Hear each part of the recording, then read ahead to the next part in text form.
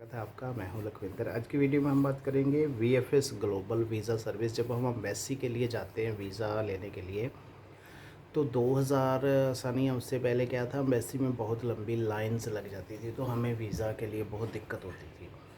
अभी क्या है कि 2001 में फिर ये मुंबई में प्राइवेट कंपनी आई जिसका नाम है वीएफएस ग्लोबल। ठीक है, तो इन्होंने सर्विस शुरू कर दी। उसके बाद धीरे धीरे ये सारी कंट्रीज़ में हो गया। तो अभी हमें क्या है, डायरेक्ट एम्बेसी में नहीं जाना पड़ता, इनके थ्रू आगे अप्लाई करना है। ये सेम एक प्राइवेट कंपनी है और कुरियर की तरह काम करती है। जैसे हम मान लेते हैं कोई कुरियर कंपनी है, सेम वैसे ही है मेरी सोच के मुताबिक। हो सकता है आपकी राय ऐसी नहीं हो। तो वीएफएस ग्लोबल का फुल फॉर्म है वीज़ा फैसिलिटेशन सर्विस ग्लोबल।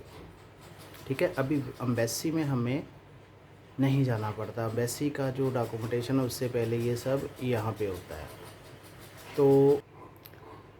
तो अभी 148 कंट्रीज़ में वीएफएस ग्लोबल की सर्विस है। तो हम वीएफएस ग्लोबल की अपॉइंटमेंट लेनी पड़ती है, वहाँ पे कुछ फ़ीस लगती है, वहाँ पे डॉक्यूमेंट देते हैं। एक बैंक की तरह एक स्टाफ बैठा होता है, 10 20 50 काउंटर होते हैं अलग अलग कंट्रीज़ के लिए। तो वो लोग फाइलिंग करते हैं, फिर वो सेम डे या नेक्स्ट डे वो हमारे जो डॉक्यूमेंट होते हैं उसको वो लोग एम्बेसी में भेज देते हैं। बाकी जो वीज़ा देना या नहीं देना वो एम्बेसी की फॉर्मेलिटी है, एम्बेसी का अधिकार है। ये सिर्फ डॉक्यूमेंट चेक करते हैं, थोड़ा सा टाइम सेव करते हैं हमारा, और एम्बेसी वालों का जो वर्कलोड है वो कम हो जाता है।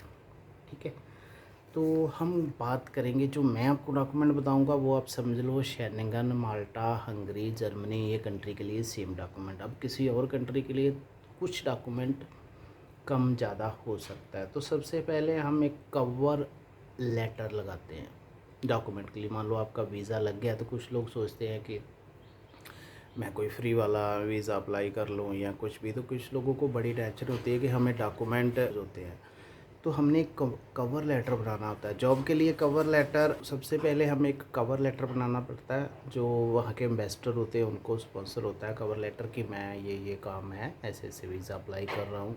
उसमें आपकी सब डिटेल होती है। मैं उसका जिसको भी चाहिए आपको दिखा सकता हूँ, भेज दूँगा। इस पर नहीं दिखाऊँगा क्योंकि यूट्यूब वाले स्ट्राइक दे देते हैं। और फॉर्म होता है एक, तो वीज़ा फॉर्म वो ऑनलाइन भी मिल जाता है, जो आपकी एजेंसी एजेंट है वो भी दे देगा। बहुत फॉर्म भरना है। फॉर्म किसी को नहीं भरना आता तो हम आपको फॉर्म भी दिखा सकते हैं भरा हुआ, आप हमसे फ्री में ले सकते हैं भरा हुआ फॉर्म, उसको देख के भर सकते हैं। पासपोर्ट ओरिजिनल तो ऑब्वियसली आपको चाहिए ही चाहिए, ओरिजिनल पासपोर्ट, वो तो आपको पता ही होगा। इसके अलावा जो पासपोर्ट है, हमारे साथ 2 3 बार ऐसा हुआ, उसकी आपने पूरा पासपोर्ट स्कैन करके एक कॉपी बना लेनी है फाइल। एक तो पीडीएफ बनाना है, पीडीएफ तो वो नहीं लेते, कुछ कुछ एजेंसी में पीडीएफ मांग लेते हैं। आपको हार्ड कॉपी में चाहिए, ब्लैक एंड वाइट में पूरा पासपोर्ट। जैसे 26 पेज होते हैं, सॉरी 36 होते हैं, 36, तो वो 18 पेज का 2 2 या एक एक करके वो बना देते हैं। वीएफएस से बना लो या बाहर से आप लेके जाओ, हमसे ये मांगा था। एक वो चाहिए आपको। कभी हम सोचते हैं, पहले हमने सोचा कि ये ओरिजिनल पासपोर्ट रख रहे हैं तो इसकी क्या ज़रूरत है। फिर उन्होंने बताया कि अभी हम 3 फाइल बनाते हैं, एक वहाँ पे रहती है, एक एम्बेसी में जाती है, तो उनको 3 फाइल चाहिए होती है। एक वो रिकॉर्ड के लिए रखते हैं, दोबारा पुराने रिकॉर्ड के लिए। तो हमने फिर उनको 2 सेट बना कर दिए थे। तो आप एक ये सेट ज़रूर पहले से ही लेके जाना, पूरे पासपोर्ट को स्कैन करके एक फ़ाइल बन जाएगी। ठीक है, एक इसमें होता है इंटेंट ऑफ रिटर्न। ये हंगरी वीज़ा के लिए लगा था, कुछ और कंट्रियों को भी लगता है, हो सकता है आपकी कोई ऐसी कंट्री हो नहीं हो, इसका पता कर लेना। ये चेकलिस्ट में जब आप जिस कंट्री के लिए भी वीज़ा अप्लाई कर रहे हो उसके चेकलिस्ट में आपको मिल जाएगा कि चाहिए कि नहीं चाहिए। ठीक है, उसके बाद मेन जो डॉक्यूमेंट है वो आता है ट्रैवल इंश्योरेंस। ट्रैवल इंश्योरेंस जो है वो आपको चाहिए। जैसे आप मान लो, ज़्यादातर जो शेंगन कंट्री हैं, वर्क के लिए अगर आप जा रहे हो तो 30,000 यूरो की मत लेना। डॉलर लिखा होता है पर डॉलर में यूरो लिखा होता है, यूरो में मिलती नहीं, डॉलर में मिलती, तो आप डॉलर में ले लेना। यूरो डॉलर तकरीबन सेम ही है। तो आप कम से कम 50,000 डॉलर की लेना, 30,000 या 25 या कोई भी कितना बोले मत लेना, 50,000 यूरो डॉलर की ले लेना। और मिनिमम कम से कम आप 100 दिन की लेना, 3 महीने से कम की मत लेना, कोई आपको चाहे कुछ भी बोले। और ज़्यादा से ज़्यादा आप 6 मंथ तक की ले लोगे तो बहुत बढ़िया। अगर आपकी उम्र 35 साल है, आप 6 मंथ की $50,000 की इंश्योरेंस लोगे तो ज़्यादा से ज़्यादा आपकी इंश्योरेंस 4 साढ़े 4 5,000 से ज़्यादा नहीं आएगी। आप ऑनलाइन भी फ़ोनपे पेटीएम से भी बाई कर सकते हैं, चेक कर सकते हैं। तो जितना आप ज़्यादा लंबा उसका पीरियड लोगे उतना उसका अमाउंट बढ़ता जाएगा। तो बहुत ज़्यादा महंगी नहीं है, आप आराम से उसको बाय कर सकते हैं। तो ट्रैवल इंश्योरेंस चाहिए, आप खुद से भी चेक कर लेना, उसमें टाइम, कंट्री और जितने दिन के लिए चाहिए उसके हिसाब से वो उसका प्राइस कम ज़्यादा होता रहेगा। इससे आगे यहाँ दोस्तों एक इम्पोर्टेंट डॉक्यूमेंट है बैंक स्टेटमेंट। अभी कुछ लोग सोचेंगे कि बैंक स्टेटमेंट का क्या काम है। तो कुछ हमारे जब हंगरी के हमारे क्लाइंट्स के वीज़ा फाइल हुए थे हंगरी के, तो वहाँ उन्होंने मांगी थी। तो उस तो दोस्तों ऐसे आपने इंश्योरेंस ले लिया। अभी बैंक स्टेटमेंट का आता है। बैंक स्टेटमेंट ये लोग तब मांगते हैं, जैसे हंगरी में हुआ था तो हमने पूछा था, तो वो बोलते हैं कि जैसे आप स्टार्टिंग में जाते हो वहाँ ड्राइविंग के लिए, कभी कभी आपको 1 महीना 1.5 महीना 2 महीने लग जाते हैं। तो स्टार्टिंग में क्या हुआ था इनका कि इनका एक आदमी का इनका क्या हुआ था कि एक ड्राइवर गया था, उसका एक्सीडेंट हो गया था वहाँ पे। तो उसके पास बिल्कुल भी पैसे नहीं थे अपने। जैसे वो गया 2-3 दिन बाद रोड पे ऐसे कोई स्लिप हुआ, उसकी टांग पे कुछ चोट आ गई, तो उसको हॉस्पिटल के लिए, अब वहाँ पे मेडिकल सर्विस क्या है, बहुत कॉस्टली है, मेडिसिन हर चीज़ें बहुत महंगी हैं यूरोप में, इसलिए वो इंश्योरेंस करके रखते हैं। तो उसके पास वो इंश्योरेंस नहीं थी। और जो ट्रैवल इंश्योरेंस थी उन बेवकूफ़ों ने ऐसे करी हुई थी वो ट्रैवल इंश्योरेंस, हालांकि ट्रैवल इंश्योरेंस भी इसी काम के लिए होती है, वो कम टाइम के लिए थी। मतलब महीना 1.5 महीना पहले उसने शायद 2 महीने की ट्रैवल इंश्योरेंस करी थी, तो 2 महीने उसके पूरे हो चुके थे जब उसका एक्सीडेंट हुआ, वो भी एक्सपायर हो गई थी, तो उसको इंश्योरेंस नहीं मिला। कंपनी को करीब 1,000 से ऊपर यूरो उसके ऊपर स्पेंड करना पड़ा। इसकी वीडियो भी है, कभी किसी को चाहिए तो मैं भेजूँगा। तो इसलिए अभी कंपनियां कुछ कंट्रीज़ क्या सोचते हैं कि आदमी के पास वहाँ जाके कम से कम 1,500 यूरो, वैसे तो ये 1,500 बोलते हैं, 1,500 यूरो साथ लेके आए, तो आप मिनिमम 1,000 यूरो यानी कि इंडिया का 1 लाख रुपये साथ लेके जाओ।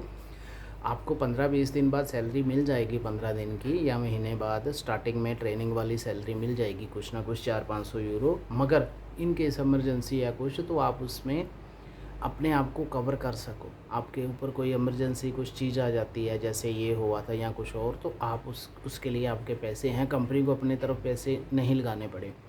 बाद में क्या आपका टीआरसी तो जल्दी मिल जाता है, कभी कभी तो अभी हंगरी में टीआरसी इधर से पहले ही बन जाता है, और आपका फिर वहाँ पे वो कंपनी दूसरा इंश्योरेंस कर देगी, हेल्थ इंश्योरेंस भी हो जाएगा, ठीक है। पर उस कार्ड को आने में थोड़ा सा टाइम लगेगा। और तब तक इसलिए बोलता हूँ कि आप 6 मंथ का ट्रैवल इंश्योरेंस करके जाओ। 1-2 महीना आपको यहाँ लग जाए, 1-2 महीना जाने में, टिकट करने में, वीज़ा के बाद भी लग जाए, कि वहाँ जाके भी 1-2 महीना आपका ट्रैवल इंश्योरेंस हो, ठीक है। और ट्रैवल इंश्योरेंस में एक बात और है, जब भी आप ट्रैवल इंश्योरेंस करो उसके नीचे देख लेना आपका लगेज, आपका हैंडबैग, आपका लैपटॉप बैग, आपका वॉलेट, पासपोर्ट, ये चीज़ों की भी इंश्योरेंस साथ में होती है उसके नीचे। अगर उसमें नहीं मेंशन हो तो कर लेना। इसका मतलब है कि आप चले गए यहाँ से, आपका मान लो दिल्ली एयरपोर्ट पे पासपोर्ट गुम हो गया, तो पासपोर्ट का भी मेरे ख्याल $500 है, मतलब 35-40 हज़ार रुपया मिलेगा। आपका हैंड बैग हो गया उसके पैसे हैं, आपका बड़ा बैग हो गया उसके पैसे मिलेंगे, ठीक है। आपके सब सामान के पैसे हैं। आपको चोट लग गई, आप बीमार हो गए, आपकी डेथ हो गई, तब भी आपको पैसे मिलेंगे। हॉस्पिटल के पैसे हैं, जहाज़ में कुछ हो गया तभी वहाँ जा, जितनी देर वो इंश्योरेंस रहेगी उतनी देर तक आप उसके अंदर अंदर आप बीमार होते हैं तो आपको वो इंश्योरेंस कवर करके देगी, आपका इलाज हो जाएगा। इसलिए ये लोग इंश्योरेंस करते हैं कि कंपनी को खर्चा ना करना पड़े। मगर कुछ लोग क्या करते हैं कि वो पैसे बचाने के चक्कर में, या दिमाग नहीं होता या कुछ ऐसे सलाह दे देते हैं, वो कम टाइम की इंश्योरेंस कर लेते हैं। जैसे सोचेंगे मान लो आज एक 30 अप्रैल है, ठीक है, तो 10 अप्रैल को या कल 1 मई को उनकी अपॉइंटमेंट है वीएफएस में, तो वो सोचेंगे 1 को मैं जाऊंगा, 15 दिन बाद वीज़ा आ जाएगा, 16 को मेरे को वीज़ा मिल जाएगा और मैं 20 तारीख की टिकट कर लेता हूँ और 1 महीने की इंश्योरेंस कर लेता हूँ। तो मान लो एम्बेसी में, अभी हंगरी में क्या हुआ था, हमारे वीज़ा आने में 3 महीने लग गए थे आज से, 3 महीने बाद वीज़ा आए थे, ठीक है। 3 महीने बोल का लो, फिर टिकट करी 1 महीना, तो उनको जाते जाते वहाँ से लेके 5 साढ़े 5 महीने हो गए थे टोटल। कभी कभी ऐसा भी होता है, कभी कभी क्या है, ये ग्रुप सिस्टम होता है, ग्रुप रेडी नहीं होता तो वो एक एक आदमी को नहीं लेके जाते। ये कुछ कंट्री और कुछ आदमियों का, कुछ कंपनियों का ये मैटर है। हर कंट्री और हर बंदे का मैटर नहीं हो सकता। जब आप जा रहे हो आप अकेले हो, ऐसा कुछ नहीं है, पर हमारे साथ हुआ था। तो आपने क्या करना है, उस हिसाब से इंश्योरेंस करनी है। मिनिमम 6 मंथ और $50,000 से कम के आप इंश्योरेंस नहीं करना। 4-4.5 हज़ार से ज़्यादा की इंश्योरेंस नहीं बनेगी, ठीक है। ये हो गया, बैंक स्टेटमेंट हो गई। और बैंक स्टेटमेंट 6 मंथ की देनी है। 50,000 से 1 लाख उसमें होना चाहिए लास्ट। आपके जीरो है, थोड़ी बहुत ही ट्रांजैक्शन चल रही है, मगर जिस दिन आपने वो एम्बेसी में लेके जानी है उससे 1-2 दिन पहले उसमें 1 लाख या 50,000 रुपया डाल लेना है। और स्टेटमेंट के साथ एक क्लोजिंग बैलेंस लेटर होता है स्टैंप लग के, वो भी चाहिए, अलग से मिलेगा, वो भी ध्यान रखना, दोनों चीज़ें चाहिए, ठीक है। तो ये हो गया। उसके बाद आपका बर्थ सर्टिफिकेट चाहिए। अगर बर्थ सर्टिफिकेट नहीं है तो एफिडेविट लगेगा। और एफिडेविट जो बनेगा वो मैं दिखा दूंगा, कभी किसी को चाहिए होगा, कुछ कंट्रियां मांगती हैं, और वो ओपोस्टाइल करना होता है, ठीक है। ओपोस्टाइल की अलग से वीडियो बना दूंगा। और इसके बाद साइनड एम्प्लॉयमेंट एग्रीमेंट होता है, वो उधर से आता है, वो आपने नहीं बनाना है। लेबर डिमांड सर्टिफिकेट होता है, वो भी उधर से आएगा। एजुकेशनल सर्टिफिकेट है आपकी 8वीं 10वीं 12वीं ग्रेजुएशन जो भी किया है उसके सर्टिफिकेट ओरिजिनल लेके जाने हैं, और एक कॉपी लेके जानी है। और कॉपी जो है वो कलर में लेके जानी है, ठीक है दोस्तों। और एक होता है डिक्लेरेशन प्रूफ ऑफ सबसिस्टेंस, ये भी आपको उधर से मिलेगा। अकोमोडेशन लेटर वो भी आपको उधर से, मतलब एम्प्लॉयर भेजेगा, ठीक है। डमी टिकट वो आपने बनानी है। डमी टिकट जो आपने बनानी है, एक होती है डमी टिकट, एक होती है ओरिजिनल टिकट, एक होती है कंफर्म टिकट। आपने डमी टिकट वो बनानी है जो मुझे उसका नाम याद नहीं, हमारे उसमें उसने बनाई थी, कुछ ज़्यादा पैसे लिए थे। वो नेट पे शो होती है। बाद में अगर आपका वीज़ा मिल जाता है जल्दी तो आप उसी को आगे कंटिन्यू भी कर सकते, ठीक है दोस्तों।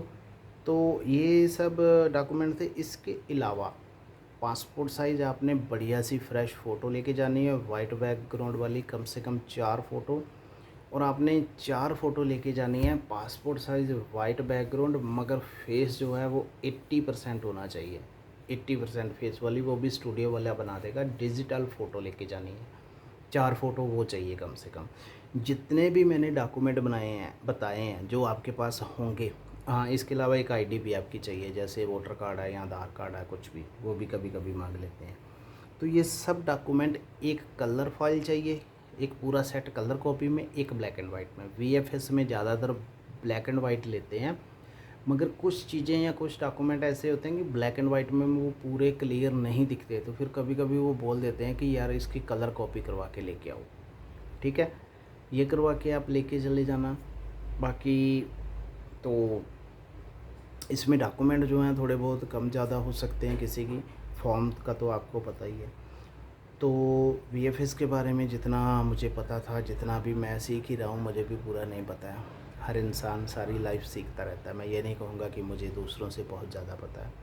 कुछ इसमें रह गया हो, कुछ आपका सवाल हो, क्वेश्चन हो, कंसर्न हो, आप हमें कमेंट कर सकते हैं। मैं अपना व्हाट्सएप नंबर भी ड्रॉप करता हूँ, ठीक है। बाकी मिलते हैं अगली वीडियो के साथ फिर। Thank you.